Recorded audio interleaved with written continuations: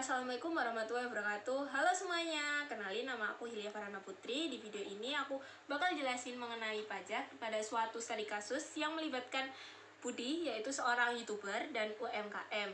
Yuk kita bahas. Yang pertama yaitu di sini ada 4 jenis pajak utama yang relevan bagi Budi. Yang pertama ada pajak penghasilan orang pribadi.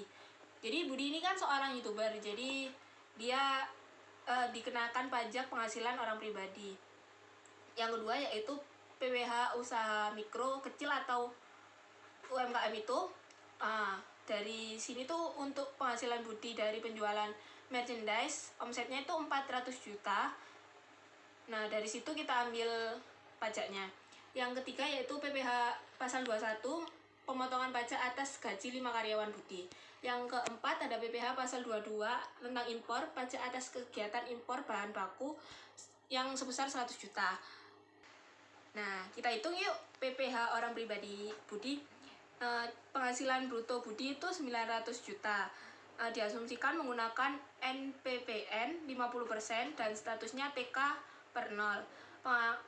Perhitungan PPH terutangnya itu yang pertama penghasilan itu 900 juta dikali 50% sama dengan 450 juta. Selanjutnya penghasilan kena pajaknya atau PKP 400 juta itu 450 juta. Total PPH terutangnya dihitung dari tarif progresif 5% hingga 25%. Ya, itu sama dengan 68 juta per tahun. Asal penghasilan itu termasuk penghasilan dari luar negeri yang dibayar Google atau YouTube. Budi itu wajib melaporkan dan bisa mengkreditkan pajak di luar negeri atau PPH pasal 24 jika ada. Nah, selanjutnya kita menghitung PPH UMKM atau usaha merchandise-nya. Omsetnya itu kan 400 juta. Jadi skema pajaknya itu menggunakan PPH final sebesar 0,5% dalam PP 55 tahun 2022. Jadi fasilitas keadilan wajib pajak orang pribadi seperti Budi itu dibebaskan dari PPH final jika omset belum melebihi 500 juta dalam setahun. PPH final terutang Budi itu RP0 berarti kan. Terus kita menghitung PPH pasal 21 untuk 5 karyawannya.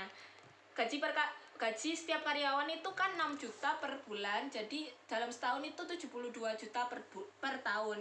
Asumsi statusnya itu TK per 0. PPH 21 per karyawan itu 720 ribu per tahun. Total PPH 21 5 karyawan itu kan 720 dikali 5 jadi 3.600.000 per tahun. Kewajiban Budi itu Budi wajib menyetorkan 300.000 per bulan total dari melaporkan pemotongan PPH 21 serta bukti pemotongan pada karyawan. Selanjutnya PPH pasal 22 tentang impor. Nilai impor bahan baku merchandise-nya itu 100 juta.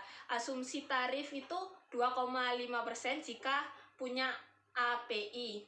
Estimasi PPH 22 impor itu 100 juta dikali 2,5 juta. 2,5% itu 2.500.000. Tujuan PPH 22 ini adalah pajak di muka atau kredit pajak untuk mengamankan penerimaan negara di awal dan sebagai instrumen pengadilan impor. Selanjutnya yaitu analisis kritis yang berarti itu keadilan dan efektivitas. Efektivitas kebijakan digital di kasus ini tuh kebijakan pajak Indonesia sudah cukup efektif dalam mengatur ekonomi digital seperti YouTuber yang dikenai pajak PPH orang pribadi yang progresif. Namun tantangan terbesar adalah kepatuhan dan kerumitan transaksi lintas batas. Selanjutnya keadilan dan proporsionalitas. Pajak Budi dinilai adil dan proporsional karena yang pertama keadilan progresif. Penghasilan besarnya sebagai YouTuber dikenakan pajak progresif. Semakin kaya, semakin besar persentase pajaknya. Yang kedua yaitu keadilan sosial.